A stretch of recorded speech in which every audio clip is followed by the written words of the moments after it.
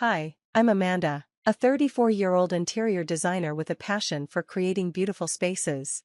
The soft clinking of dishes and low conversation filled our dining room. Eric, my husband, poured another glass of wine for his dad, John, while his mom, Mary, praised the lamb I had spent the afternoon preparing. The mood was light and almost festive, but I could feel tension building as the annual family vacation discussion was about to start. So, where are we thinking of going this year? Paris? Tokyo? Eric's younger sister Lucy asked excitedly. Peter, the eldest sibling, was busy on his phone, probably looking at flights and hotels. He glanced up and said, "How about somewhere tropical, like Bali or Thailand?"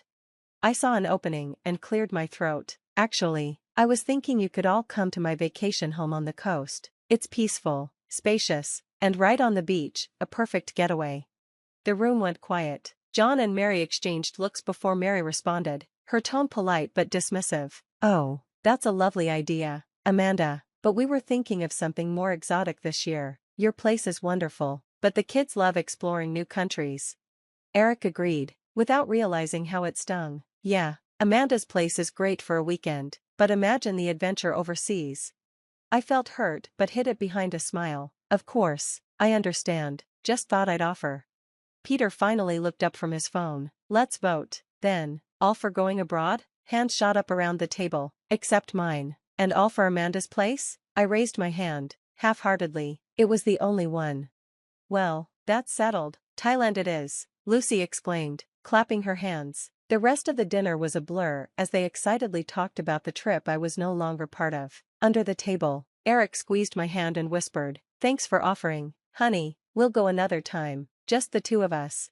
As they continued talking about temples and food, I quietly withdrew into my thoughts. I had offered a piece of my world, only for it to be turned down. The message was clear: I was good enough to host their dinners, but not their vacations. After dinner, when everyone left and Eric went to his study, I stayed behind to clean up. The family's rejection felt personal, like a judgment on my place among them, but I decided not to let it affect the life Eric and I had built together. They might not fully accept me, but I wouldn't let that define my worth or the love I had for my husband. As I stood alone in the quiet, I realized it might be time to stop trying so hard to win their approval and start living on my own terms. I wasn't sure how things would unfold, but as I turned off the lights and headed to bed, a small, defiant part of me was already planning a summer they wouldn't forget at my beautiful, yet unwanted, beach house. A few days after that family dinner, John called. His usual calm voice now had a touch of desperation. "Hey Amanda, we've hit a snag with our Thailand trip. There was a mix-up with the dates, and everything is fully booked because of a festival. We were wondering if we could take you up on your offer to use your beach house." I paused, still feeling the sting from how they dismissed my offer before, but I was already thinking of a plan. "Oh, that's unfortunate," I said, "but sure, the house is available. I'd be happy to host you all. You're a lifesaver, Amanda, we really appreciate it." After hanging up, I turned to Eric, who was just as surprised as I was. "Now they want to stay at our beach house, after voting it down?" I said, smiling. "Looks like fate has its own plans." My mind was already busy planning a few surprises for their stay. The following weekend, I went to the beach house under the guise of preparing it for the family, but instead, I installed hidden cameras in the common areas, not to spy on them, but to catch their reactions to the small inconveniences I had in store. I set the thermostat to heat the house to a chilly 60 degrees, and I left a note about a problem with the hot water heater, warning them it might take a while to warm up, just giving them a taste of the adventure they wanted. I told Eric, while also programming the smart home system to flicker the lights randomly in the evenings. Eric chuckled, but I could hear the nervousness in his voice. "You're not going to make it too rough, are you? Just a little harmless fun. Let's see if they notice any difference between an exotic getaway and my boring beach house," I replied, grinning.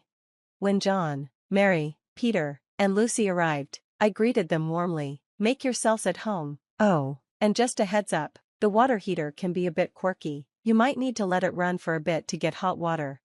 "Thanks for letting us use the place, Amanda," Mary said, though there was a hint of reluctance in her voice, likely remembering how they rejected my offer earlier. "No problem at all. I hope you find it relaxing," I said with a smile, hiding the irony in my words.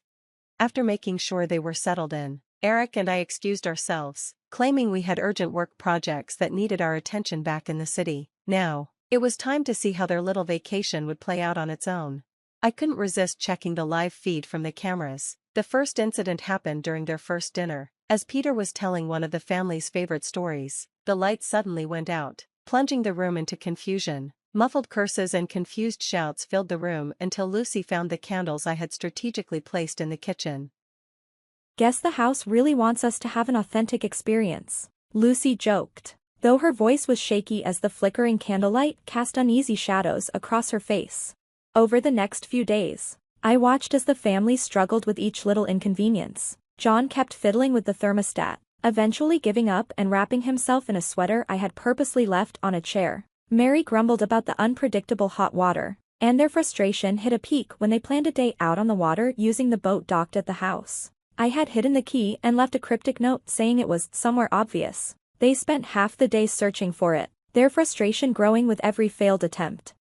As I watched from a distance, I felt a mix of guilt and satisfaction. This was more than just payback, it was a lesson in humility and respect, served in a place they had dismissed so easily.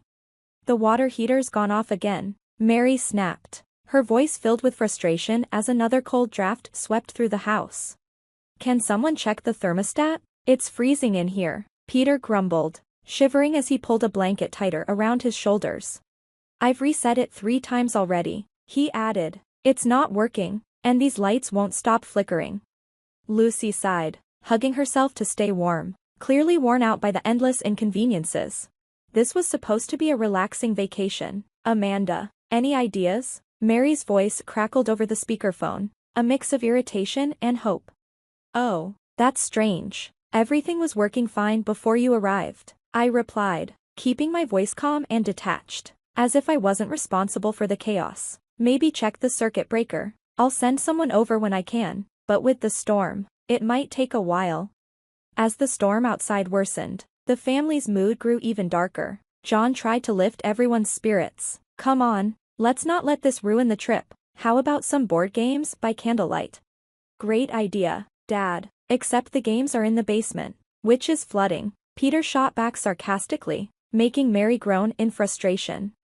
The storm outside intensified, rattling the windows and doors like it was reflecting the turmoil inside. Lucy searched for a working flashlight just as a gust of wind slammed a window shut, plunging the room into complete darkness.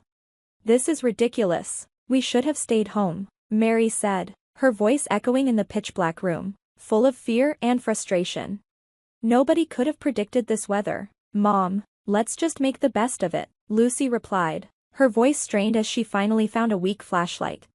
By the next morning, the storm was still raging. John called again, sounding desperate. Amanda, we're thinking of cutting the trip short. The power's out, and now there's a leak in the ceiling. Can you help us get out of here?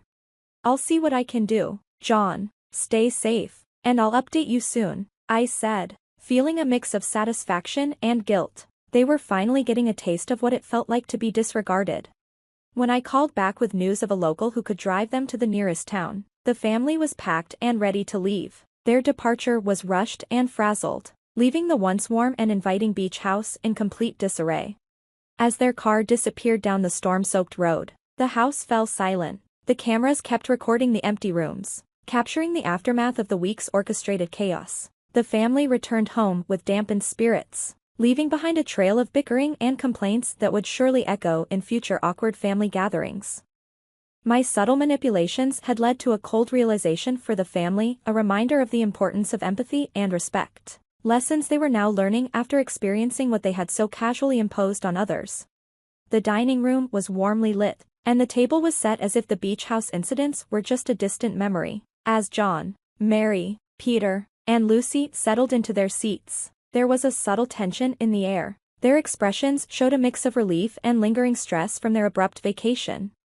Thanks for hosting dinner, Amanda. It's nice to end the trip on a positive note, John said, trying to smile, though it didn't quite reach his eyes. Absolutely, I replied cheerfully. I thought we could all use a little cheering up. I've got a surprise for everyone, some highlights from the vacation. Eric clicked the remote, and the projector came to life. The first clips were harmless, showing their arrival and initial excitement. Laughter filled the room, momentarily easing the awkwardness. But as the video progressed, the mood shifted. Footage of the flickering lights, the thermostat troubles, and their frustrated searches played on the screen. Peter's laughter faded. Wait, why did you record all this, Amanda? Just capturing some memorable moments, I said lightly, but I held their gaze, watching as the realization dawned. The last clip showed their rushed departure in the storm, leaving the room in silence. Mary was the first to speak, her voice tinged with confusion and suspicion. Amanda, was this all some kind of joke to you? It wasn't a joke, I said, my voice calm but serious. It was a lesson in what it feels like to be dismissed and disregarded, just as I was when I offered my home for the vacation. Lucy looked down, her face flushed with shame. Amanda, we didn't realize we made you feel that way. John cleared his throat, clearly uncomfortable. We're truly sorry, Amanda. It seems we've taken your kindness for granted. Seeing their genuine remorse, I softened a little, realizing that maybe they had finally understood. I appreciate that, I said. All I ask is for mutual respect. If that's not possible, then maybe we should reconsider our future gatherings. Eric, who had been quiet, finally spoke up in support. We need to make sure everyone feels valued in this family, that's non-negotiable. Mary nodded, her voice sincere. You're right, Amanda, we've learned our lesson, even if it was a hard one. Can we move forward from this? I'm willing to move forward, I replied, but remember, any future disrespect will be a deal-breaker for me. Dinner ended on a thoughtful note, with everyone reflecting on the night's revelations. As John, Mary, Peter, and Lucy said their goodbyes, their words were more heartfelt, showing a real promise to do better in the future. When I was alone with Eric, I felt a weight lift from my shoulders. Standing up for yourself doesn't always feel good, but it's necessary, I said. And you did it beautifully, Eric reassured me. They'll think twice before overlooking anyone again. The evening closed with a sense of both closure and a new beginning, not just for me, but for the entire family. Respect, once ignored, was now at the forefront of everyone's mind, like a silent promise to guide all future interactions.